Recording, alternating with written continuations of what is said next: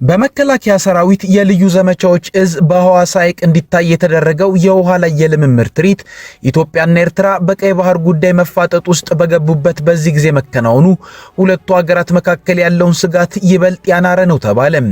የትግራይ ክልል ጊዜያዊ አስተዳደር መከላከያ ሰራዊት በሰሜን እዝ ካምፖች እንዲሰፍር አልተስማማውም ብሏል። ጤና ይስጥልን ኢትዮ ፍሮንቶች ነን። አብራችሁን ስትቆዩ ከነዚህ ጉዳዮች በተጨማሪ ኢትዮጵያ በሱዳን የጦርነት ተሳትፎ ሳቢያ በተባበሩት መንግስታት ድርጅት የጸጥታው ምክር ቤት አቤቱታ ቀረበባት የሚለውን ጉዳይ እናያለን። እስከዛውም ቻናላችንን ሰብስክራይብ፣ ላይክ እና ሼር እያደረጋችሁ አብራችሁን ቆዩ። በመከላከያ ሰራዊት የልዩ ዘመቻዎች እዝ እየተባለ በሚጠራው የጦር ክፍል 65ኛ ዓመት የምስረታ በዓል ላይ በሐዋሳ ሐይቅ እንዲታይ የተደረገው የውሃ ላይ ልምምድ ትርኢት ኢትዮጵያና ኤርትራ በቀይ ባህር ጉዳይ መፋጠጥ ውስጥ በገቡበት በዚህ ጊዜ መከናወኑ ሁለቱ ሀገራት መካከል ያለውን ስጋት ይበልጥ ያናረ ነው ተባለ። የኢትዮጵያ መንግስትም የባህር በር በሌላት ሀገር መጠነ ሰፊ የሆነ የውሃ ላይ ልምምድን ማድረጉም ቀጥተኛ ምክንያቱ ለኤርትራ መንግስት መልእክትን ማስተላለፍም ነው ተብሏል። የመከላከያ ሰራዊት የልዩ ዘመቻዎች እዝ 65ኛ ዓመቱን አስመልክቶ በሐዋሳ ሐይቅ ላይ ባደረገው የልምምድ ትርኢት ላይ ለውጊያ ዓላማ የሚሆኑ ጀልባዎች፣ የጦር ሄሊኮፕተሮችም በብዛት ተሳትፈዋል። በዚህም የኮማንዶ አባላት ከሄሊኮፕተሩም ከጀልባውም ላይ ትርኢቶችን አሳይተዋል። የፌድሪ የጦር ኃይሎች ጠቅላይ አዛዥ ጠቅላይ ሚኒስትር አብይ አህመድ በታደሙበት በዚህ የውሃ ላይ የልምምድ ትርኢቱን ለማየት የጦር ሜዳ መሳሪያን በመጠቀም ትርኢቱን ሲያዩ ተስተውለዋል። ይህ የውሃ ላይ ልምምድ የኢትዮጵያና ኤርትራ ቅራኔ ጦዞ በርካቶች ወደ ጦርነት ተቃርበዋል በሚሉበት ጊዜ መካሄዱም የበርካቶችን ትኩረት የሳበ ሆኗል። ጠቅላይ ሚኒስትር አብይ አህመድ ባለፉት 7 ቀናት ብቻም 2 ጊዜ የኢትዮጵያን የባህር በር ጥያቄን ረገጥ አድርገው አቅርበዋል። አንዱን በአፍሪካ ህብረት የመሪዎች ስብሰባ መክፈቻ ላይ ሲሆን ሁለተኛውን ደግሞ አዲስ አበባ ከተገኙት የቱርኩ ፕሬዝዳንት ሬሲፕ ታይብ ኤርዶጋን ጋር መግለጫን ሲሰጡ ነው። ይህን ተከትሎም የኮማንዶ እዝን በዓል ለማክበር በሚል በውሃ ላይ እንዲታይ የተደረገው ትርኢትም ቀጥታ የኤርትራ መንግስትን የተመለከተና ኢትዮጵያም የባህር በርን ስታገኝ እንዴት ልትጠቀምበት እንደምትችል ያደረገችውን ዝግጅት ከማሳየት ባለፈ የባህር በሩንም ለመቀበል የተደረገውን ዝግጅት ለአስመራው መንግስት ለማሳየትም ያለመ ይመስላል። ሁኔታዎች ከጡዘታቸው የሚመለሱ ሳይሆን ይበልጥ እየተባባሱ ስለመምጣታቸው የሚያሳየነው የሐዋሳ ሐይቅ ላይ ክንድን ለማሳየት የተደረገው ጥረት። ከዚህም ሲያልፍ የኢትዮጵያ መንግስት ይህን ትርኢት ያሳየው ኢትዮጵያና ኤርትራ በሰሜን ትግራይ ክልል አቅራቢያ ወታደሮችንና ወታደራዊ ቁሳቁሶችን እያሰማሩ በመሆኑ በምስራቅ አፍሪካ ሌላ አስከፊ ግጭት ይነሳል በሚል በርካቶች ስጋታቸውን መግለጻቸውን በተሰማ ማግስት ነው። ብሉምበርግ የተሰኘው ዓለም አቀፍ የዜና ምንጭ ከሰሞኑ እንደዘገበው የኢትዮጵያ ወታደሮችና ትጥቆች በባህር ዳር በኩል ወደ ሰሜን አቅጣጫ እየተጓዙ ሲሆን የኤርትራ ኃይሎችም በትግራይ ክልል ውስጥ ወደሚገኙ አካባቢዎች ሰፍረዋል። ነገሮች እንዲህ በሆኑበት ጊዜም የኢትዮጵያ መንግስት በሐዋሳ ሐይቅ ላይ ያሳየው የውሃ ላይ ልምምድ መንግስት ከኤርትራ ጋር ሊፈጠር ከሚችል ግጭት ሊያገኙ የሚፈልገውን የወደብን ወይንም የባህር በር ፍላጎትን ያሳየበት ነው ማለት ይቻላል። በሐዋሳ ሐይቅ ላይ የታየውን ትርኢት አስመልክቶ የኤርትራ መንግስት ያለው ነገር ባይኖርም ከቀናት በፊት በጠቅላይ ሚኒስትር አብይ አህመድ ለተነሱ የባህር በር ጥያቄዎች ግን ምላሽን ሰጥቷል። የኤርትራ የማስታወቂያ ሚኒስትር የማነ ገብረ መስቀል ሉዓላዊ የባህር በር ለማግኘት ግጭትን እንደ መከራከሪያዎች ማቅረብ ዓለም አቀፍ ድጋፍ የላቸውም ሲሉ ለብሉምበርግ የተናገሩትም ለዚሁ ምላሽ ነው።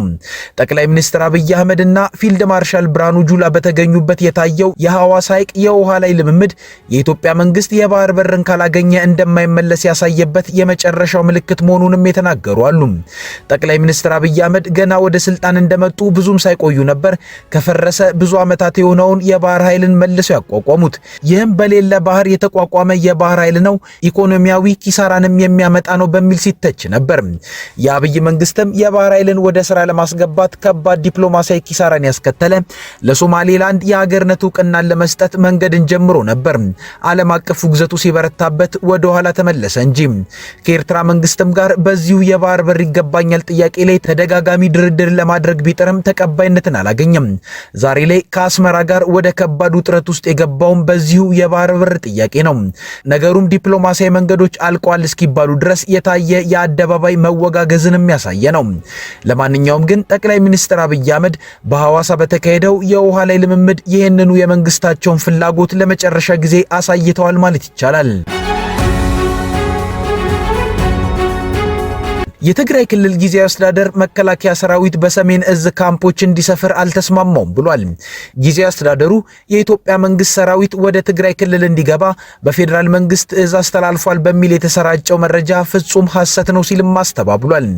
በሌተናል ጄኔራል ታደሰ ወረደ የሚመራው ጊዜያዊ አስተዳደር ይህንን የገለጸው ቅዳሜ የካቲት 14 ቀን 2018 ዓ.ም በፕሬዝዳንቱ ጽህፈት ቤት የፌስቡክ ገጽ ላይ ባወጣው መረጃ ነው። ከሰሞኑ በተለያዩ የማህበራዊ ሚዲያ ገጾች ላይ የፌዴራል መንግስት መከላከያ ሰራዊት ወደ ትግራይ ክልል እንደሚገባ ለጊዜያዊ አስተዳደሩ ማሳወቁን የሚገልጽ መረጃዎች ሲሰራጩ ቆይቷል። አርብ የካቲት 13 ቀን ደግሞ መከላከያ ሰራዊት በክልሉ በሚገኙ ካምፖች ውስጥ እንዲሰፍር መግባባት ላይ መደረሱን የሚጠቅስ መረጃም ተሰራጭቶ ነበር። ይህም በትግራይ ክልልና በፌዴራል መንግስት መካከል ያለው ቅራኔ በሰፋበትና ክልሉ በፌዴራል መንግስት ጦርነት ሊከፈትብኝ ነው እያለ በሚከስበት ወቅት ላይ መሆኑም ጥያቄን ያስነሳ ነው። ጊዜያዊ አስተዳደሩ ሁኔታውን አስመልክቶ ባወጣው መግለጫም ታዲያ ጉዳዩን አስተባብሏል። በዚህም የፌዴራል መንግስት የኢትዮጵያ መከላከያ ሰራዊት ወደ ትግራይ እንዲገባ ትዕዛዝ እንዳስተላለፈና የትግራይ ጊዜያዊ አስተዳደር ደግሞ በቀድሞ የሰሜን እዝ ካምፖች እንዲሰፍር እንደተስማማ ተደርጎ በተለያዩ መንገዶች እየተሰራጨ መሆኑን አስታውሷል። የማህበራዊ ሚዲያ ልጥፎቹን የተጣመመና የተሳሳተ ሲል የጠራው ጊዜያዊ አስተዳደሩ ይህ አይነቱ መረጃ ወደ ህብረተሰቡ የተሰራጨበት ስትራቴጂ ምንጩም ሆነ ሊያሳካው የተፈለገው ግብ ግልጽ እንደሆነ ነው የገለጸው። በዚህም የትግራይ ጊዜያዊ አስተዳደር ተሰራጨ ያለው መረጃም ፍጹም ሐሰት መሆኑን መግለጽ ይወዳል ሲልም አስተባብሏል። የፕሬዝዳንት ሌተናል ጄኔራል ታደሰ ወረደ ጽህፈት ቤት ይህንን መግለጫ ያወጣው በፌዴራል መንግስትና በትግራይ ኃይሎች መካከል የተፈጠረው ውጥረት ወደ ግጭት ሊገባ ይችላል የሚል ስጋት በተፈጠረበት ሁኔታ ውስጥ ነው። ጊዜያዊ አስተዳደሩ ላይ ከፍተኛ ተጽዕኖ እየፈጠረ ነው የሚባለው የህወሓት ቡድን ከሻዕቢያ መንግስት ጋር የፈጠረው አጋርነትም በክልሉና በፌዴራል መንግስት ግንኙነት ላይ የራሱን ተጽዕኖ እያሳደረ መሆኑን የሚታወቀው ጥር ወር ላይ የፌዴራልና የትግራይ ኃይሎች ክልሉን ከአማራ እንዲሁም አፋር ክልሎች ጋር በሚያዋስኑ ስፍራዎች ግጭት ውስጥ ገብተው ነበር። በዚያም ሰሞን አንድ ሰው የተገደለበት የድሮን ጥቃቶች በተለያዩ የትግራይ ክልል ከተሞች እንደተፈጸመ ተገልጿል። ሆኖም የፌዴራል መንግስት የመከላከያ ሰራዊት በትግራይ ባሉ ካምፖች ይገባል ተብሎ ቀድሞ ስለተወራው ወሬም ሆነ የክልሉ ጊዜያዊ አስተዳደር ስለሰጠው ምላሽም ያለው ነገር የለም። ግብጽ በጸጥታው ምክር ቤት በኢትዮጵያ ላይ አዲስ ስሞታን አቀረበች። አርብ ለቅዳሜ ንጋት የተከናወነው የጸጥታው ምክር ቤት ስብሰባ ላይ ዋነኛ ትኩረት የነበረው የሱዳን ጉዳይ መሆኑ ይታወቃል።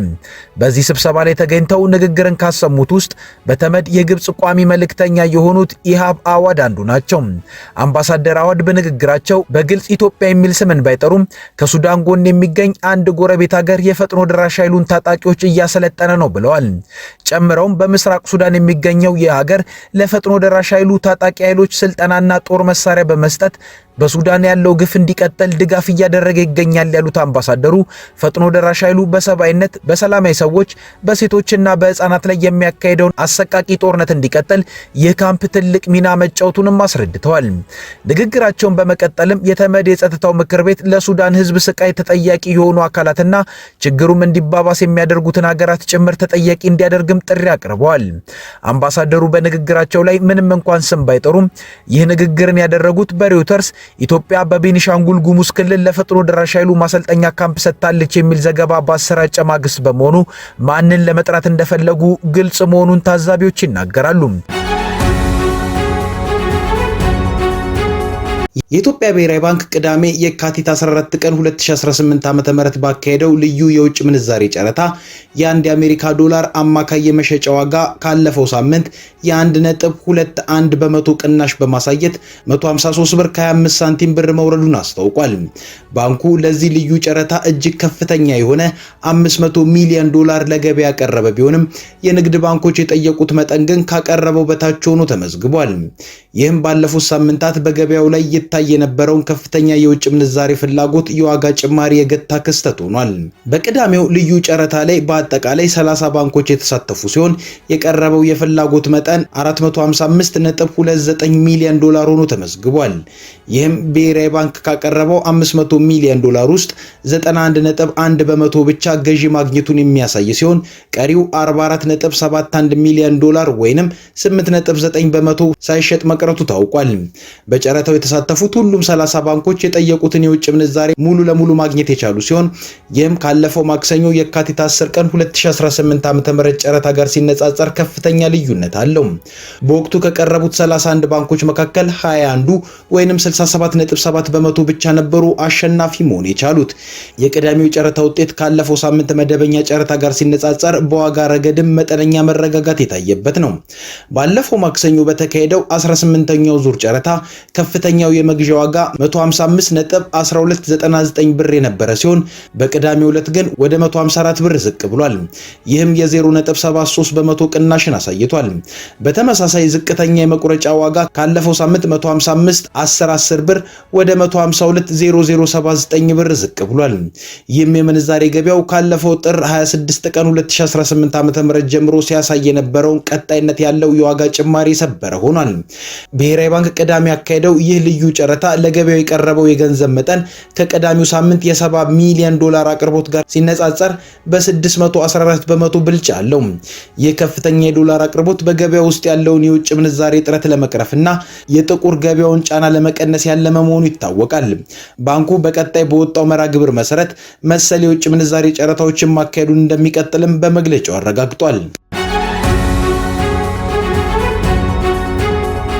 ከኢትዮ ፍሮንት ለዛሬ ያዝናቸው ጉዳዮች እነዚሁ ነበሩ።